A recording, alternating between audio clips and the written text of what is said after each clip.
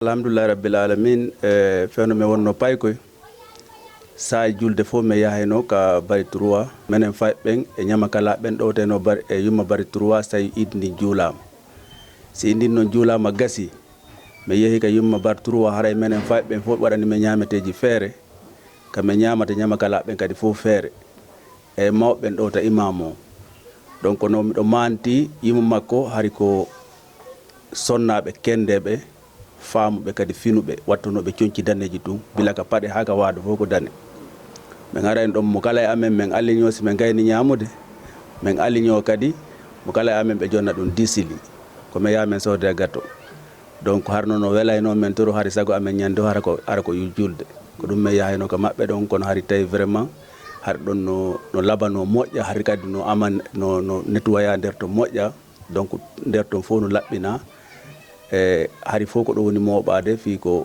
fi juldere nden fi no marsira yanda feno saydo sa hari sifa den galle on tuma e wonde kenden do telen ga ko mi manti e nder bantingel do ko mi manti ko on sayi don feno me woni pay ko hari ko den galle don mi andi hari fo burdu de ko hari kubeje no wodi ko wontum hari sifa den don galle mi manta ke nder bantingel ga har non ciudi hudo kendeji no wodi hari dum don no wodi no ko non hari sifa den galle don hari ala ko manti ko do mi fuɗɗide kurno waɗa e nder bantingel ɗum ko no woniri. C'était en octobre 71. On était à Kindia, au Kalaba. Siaka est venu, il a trié les gens. Il a pris So Mamadou, qui était ministre de l'élevage, qui est de Daralabé ici. Il a pris Balde Oumar RS, de hauts cadres comme ça. Diallo Alpha Amadou de Kankalabé, qui était ministre de l'information.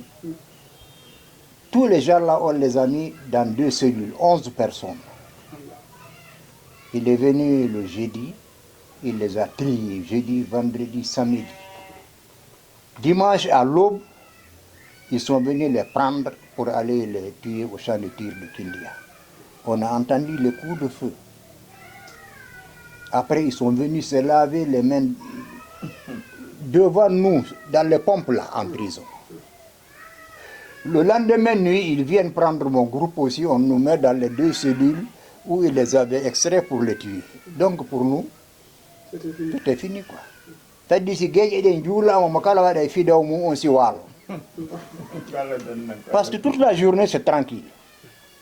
Mais à partir de 22h, 23h, ils viennent faire leur opération. Je retiens de Bari 3 un homme exemplaire, courageux, aimant son pays, aimant sa population.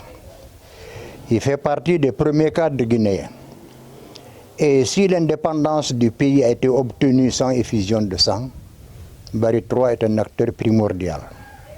Parce qu'il animait un parti politique qui s'appelait le Parti socialiste de Guinée. Quand on voulait organiser le référendum, et lui et Bari Diawadou ont accepté de fusionner avec le PDG RDA que Sékou Touré dirigeait. Ainsi, sans effusion de sang, ils se sont donné la main, ils ont tous voté non. Parce que s'ils avaient refusé de joindre le PDG RDA, l'indépendance serait difficilement acquise. Parce que les Français auraient une porte de sortie pour empêcher la libération. Mais heureusement, tout le monde a fait un front commun. Donc, avec la proclamation de l'indépendance, Bari 3 a été appelé au gouvernement. Il a été membre de plusieurs gouvernements. Par la suite, avec l'agression du 22 septembre 22 novembre